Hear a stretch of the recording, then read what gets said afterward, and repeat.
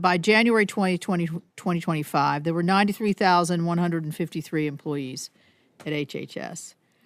There are now 74,313. So that's a big difference. Do you feel that there has been any abatement of service or quality of service delivery under these conditions? I do not. During COVID, my agency grew by 38%, and we are now right-sizing. A major shakeup inside the U.S. Department of Health and Human Services is drawing intense scrutiny, as the agency's workforce drops from about 93,153 employees to 74,313, a reduction of more than 18,000 positions. That steep decline is now at the center of a heated debate in Congress. Secretary Robert F. Kennedy Jr. defended the shift, arguing that HHS is simply right-sizing after expanding significantly during the COVID era. But lawmakers are pressing a tougher question. When an agency responsible for national health policy loses this many staff, can it still deliver the same level of service? Kennedy insists there has been no drop in quality and says thousands of new hires are already planned. Still, concerns are growing about whether critical programs, especially rural health services, occupational safety initiatives, and disease prevention efforts, can function the same under restructuring. Is this efficiency, or a warning sign for public health capacity? Backhand index pointing right, like, comment your opinion, and subscribe for more updates as this story develops. Thank you. Secretary Kennedy, I'm looking at the number of employees. Just as a quick question, I hope. At the end, by January 2025, there were 93,153 employees at HHS. There are now 74,313. So that's a big difference. Do you feel that there has been any abatement of service or quality of service delivery under these conditions? I do not. During COVID, my agency grew by 38%, and we are now right-sizing it. We're in the process now of hiring about 12,000 more personnel to make sure that we have people to do every job. But the agency was not functioning well when I got there. It had presided over the largest increase in chronic disease in human history. So the agency that's supposed to be protecting us from chronic disease had failed abysmally. Yeah, at pre-COVID levels, it was 82,000, so it went up 11,000 during COVID. Let me ask you about NIOSH, because you know and I know that this is a very important to the coal miners and firefighters of West Virginia. The investment for NIOSH, it's for respiratory illnesses, particularly on the job. The mission is specially trained NIOSH employees is not duplicative of any government program. If they don't do it, it doesn't get done, and the benefits don't come towards those who are suffering from black lung. So we were able to work together to get 400 of our NIOSH employees back in Morgantown. How would HHS continue to support this important work with the significantly reduced funding levels? And also, I think it's going to be folded into other things with CDC. I just don't want to lose the core mission here. This is really important. And I want to thank you for your leadership, Senator, in making sure that we got those jobs restored. And as you know, it's an important issue to me. I've spent a lot of time in the coal fields.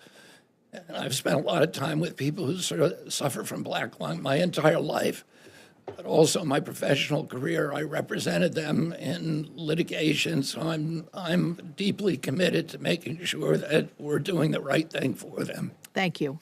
Thank you. That's important to me as well, and thank you. I mentioned in my opening statement rural health programs.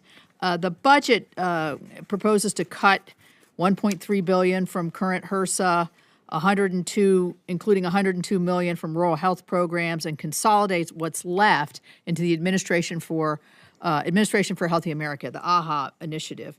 It also cuts state offices of rural health, rural hospital stabilization program, rural hospital flexibility grants, rural hospital provider. You mentioned the rural health transformation in your opening statement. It seems to go counter to this. What would you say, and how is AHA going to be able to, how does that fit into that, and what kind of future do you see for your rural health programs? Well, we're very committed to rural health. Both sides of the aisle have made it clear to me it's a priority for all of you. Prior to the Rural Health Transformation Fund, we put about 7% of Medicaid dollars went into rural hospitals in rural areas. That's about $20 billion a year. So the Rural Health Transformation Fund increases that by 50% for the next 5 years, $10 billion a year. And that is to go to renovate infrastructure, rural hospitals, to retain frontline personnel, to integrate telehealth and AI into their systems to revolutionize them.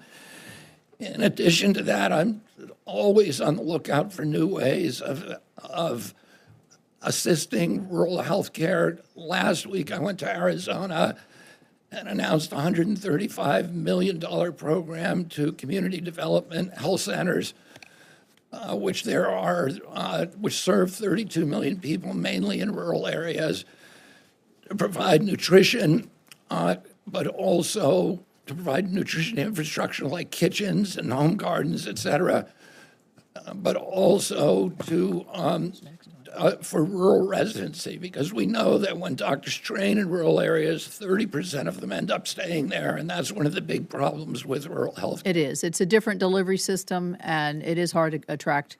I mean, telehealth's great, and we've done a lot together, all of us, to try to increase telehealth, but there's still a lot of hurdles. So I will go to Senator Durbin. Thank you very much, Madam Chairman. Mr. Secretary, thank you. A major restructuring is underway at the U.S. Department of Health and Human Services, centered on workforce reductions and program consolidation. Secretary Robert F. Kennedy Jr. told lawmakers that the agency has decreased from roughly 93,153 employees to 74,313, describing the change as part of a broader effort to right-size operations following pandemic-era expansion. He emphasized that the agency is not experiencing a decline in effectiveness and noted that approximately 12,000 new hires are planned to reinforce staffing. However, members of Congress raised concerns about the impact of these changes on public health services, particularly in rural communities. Attention focused heavily on proposed budget adjustments affecting rural health programs, including hospital support grants, state rural health offices, and infrastructure funding. These programs are now being folded into a new centralized structure under what the administration calls the Administration for a Healthy America. Kennedy defended the reforms by pointing to a proposed Rural Health Transformation Fund aimed at modernizing hospitals, expanding telehealth access, and improving workforce retention in underserved areas. He also highlighted investments in community health centers and rural medical training pipelines. Lawmakers further questioned how specialized agencies like NIOSH, responsible for protecting coal miners and firefighters from occupational disease, will maintain their mission under the new structure. As restructuring continues, debate is intensifying over whether these changes will streamline federal health services or disrupt essential programs relied on by vulnerable populations across the country. For more updates and deep dives like this video, drop a comment with your take, and subscribe for ongoing coverage.